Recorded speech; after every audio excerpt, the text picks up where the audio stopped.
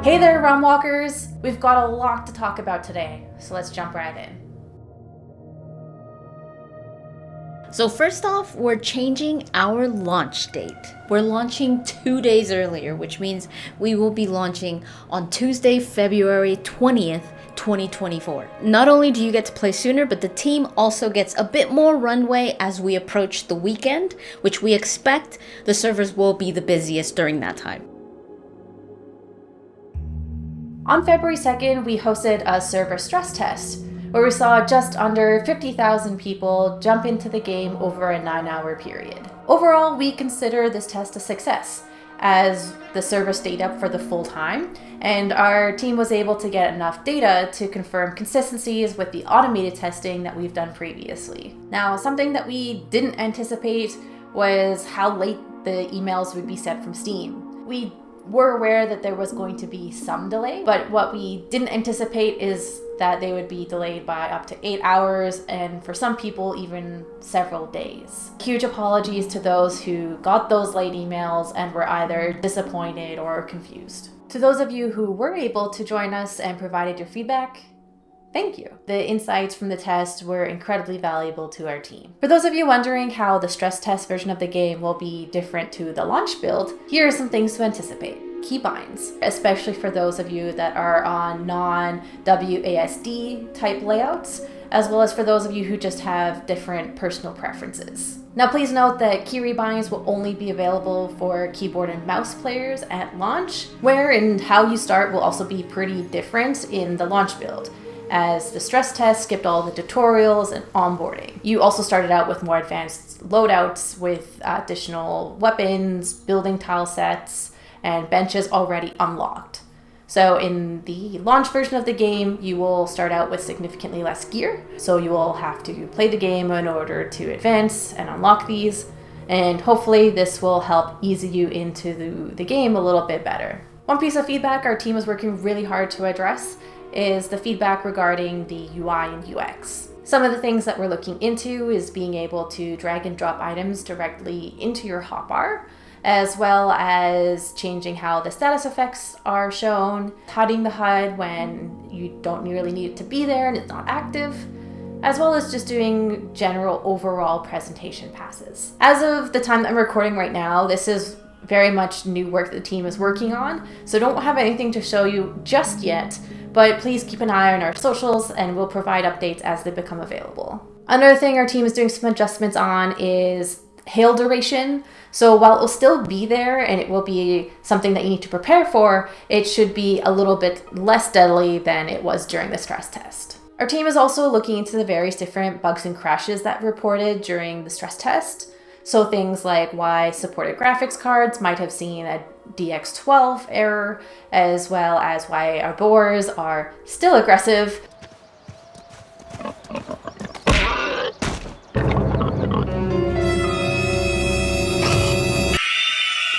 Also why one of the sites was being blocked by invisible water, as well as some pixelated sky bugs. Rest assured, our team is already working on some of these before the stress test even begun, and some of them have come in very quickly after release. Some of them will need extra investigation between now and launch. These are not the only updates that we have for you, however. If you have an older PC or you just want to have more flexibility on where you play Nightingale, Nightingale will be supported on NVIDIA GeForce NOW. This is a way to virtually rent powerful hardware and stream to your local devices. But you'll still need a purchased copy of Nightingale to use it. We have more details about this in the link in the description down below.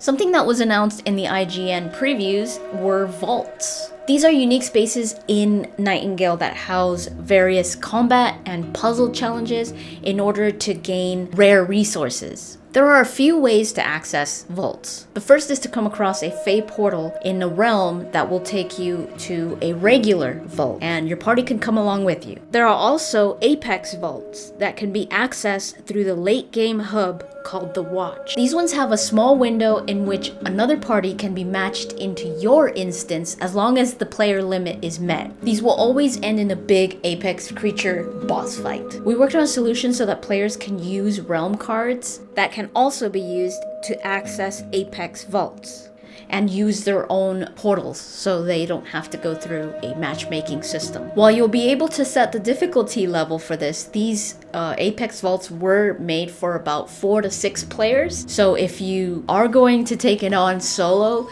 definitely go prepared and expect a challenge. Next, we want to talk about some of the additional changes and updates that we've done in order to prepare for launch. We've done a few changes to the realm card system, and one of which we teased in the stress test. No longer will you play minor cards alongside the major and biome cards when you initially start up a realm. Instead, now you'll be able to find a realmic transmuter. You can play your minor card and it will immediately apply those changes to the realm that you're in with no load times. These can range from having low gravity to casting you to the shadows of a blood moon where fearsome creatures will spawn in. For launch, you'll only be able to apply one minor card at a time in any realm, but you will be able to swap them around to your heart's content as long as you have access to a transmuter. Transmuters can be found in every realm except for the special ones like vaults or the watch. And we have a ton of ideas what we want to do with these cards. For launch, we will already have 50 minor cards in the game,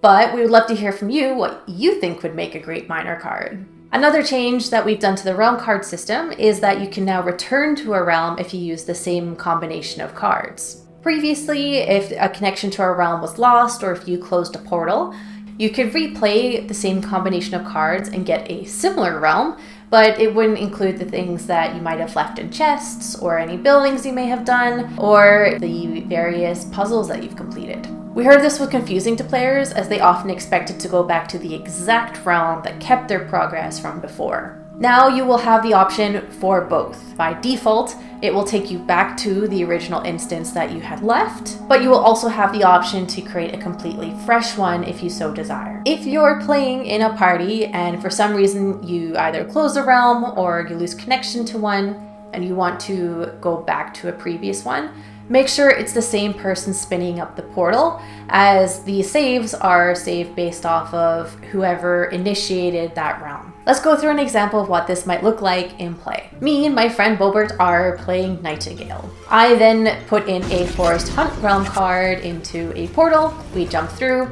and we play for a few hours. After playing, we decide to go back to our spawn point and call it a day. A few weeks later, we go back and we realize, oh no, we accidentally closed our portal. We can't remember who started that realm. So this time, Bobert plays a Forest Hunt card and we jump through. We quickly realize this is not the realm we were playing in previously. So we go back to respite our spawn. We then close that portal and then I try playing a Forest and Hunt cards. We spin up the realm, and as long as I didn't click that fresh realm setting, we can continue our progress from the few weeks before. Note in this example, by just visiting Bobert's realm, it didn't overwrite anything, as the importance is who started the realm in the first place. Another thing you'll be able to do for launch is create player cards. These will allow people to travel to a realm wherever that card was created. For example, if I created a player card in my respite realm, I could then travel to my friends and give that card to them, and they'd be able to visit my realm whenever they would like, even if I'm not online. Now, please note that these players will have full access to these realms. They'll be able to destroy things, take things from chests, complete quests, so only give these cards to people that you really trust. Another option that you'll have is to open a public realm. So when you first spin up something, there'll be an option to call it public, and then other players will be able to randomly matchmake into it if they play the same combination of cards and also select the public realm setting. We don't recommend doing anything that you're super attached to in these realms, as players will be able to access chests, build things, destroy things, and generally just do whatever they like there. We're looking into adding more features into these post-launch, So for now, we just recommend you play around with these settings, let us know if you do, and if any cool stories come out of it. If you see anything that's worrying in these realms, there will be options in the menu to report both players and the realm itself. Also of note, when you arrive in a public realm, there will not be a portal back to any private realms that you just came from, so please use the travel to respite through the menu in order to get back home. A creature which had a bit of a smaller update was the Carnute. These creatures were incredibly popular on our TikTok, and they can still be found in forest realms. But they are no longer agitated when you kill creatures around them. This was done because we wanted to show them off much earlier in the game, but we didn't want them to interrupt your early game flow. Now, an enchantment is needed in order to engage these creatures in combat. And trust us, you'll want to make sure you're prepared for it.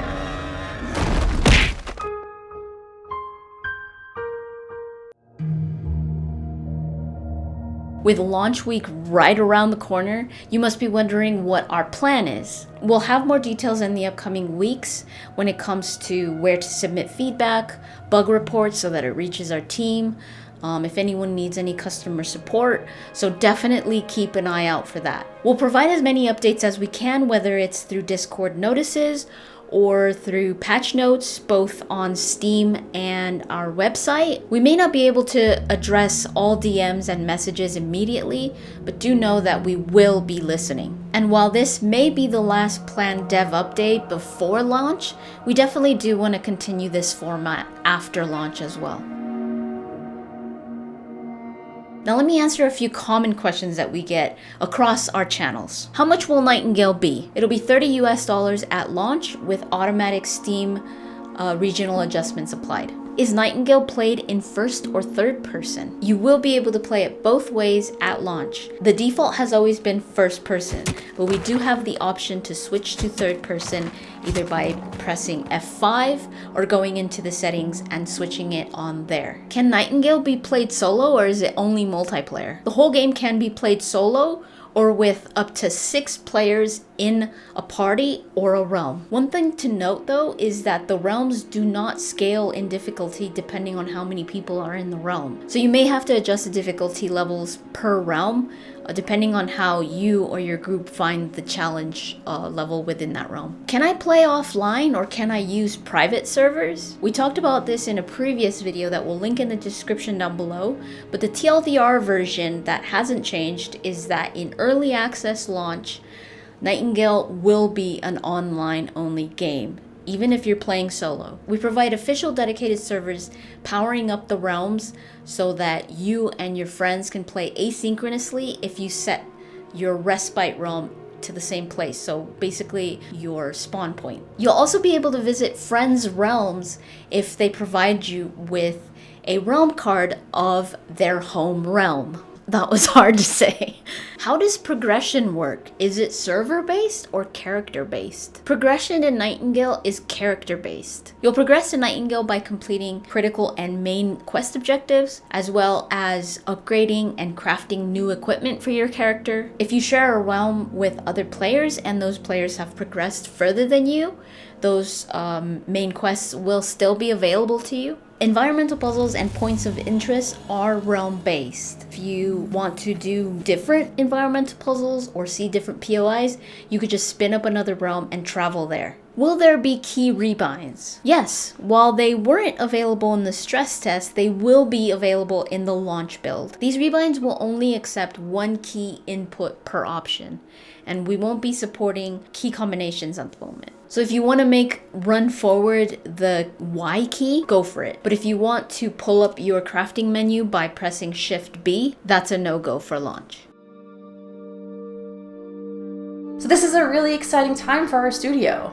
There's a lot that we want to do with this game, and we're sure that there's a lot that you want too. Whether it's things that you love or things that you think can be done better. As always, thank you so much for going on this journey with us. Thank you so much for the support, and we'll see you at launch.